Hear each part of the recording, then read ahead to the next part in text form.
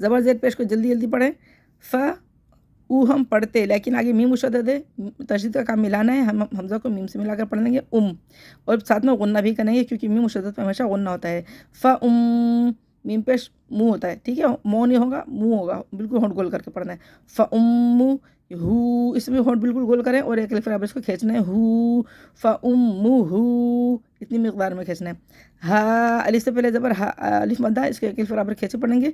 हा फ़उम्मुहू, हा, देखें अलिफ से पहले ज़बर है, ये देखिए पहचान करके पढ़ें।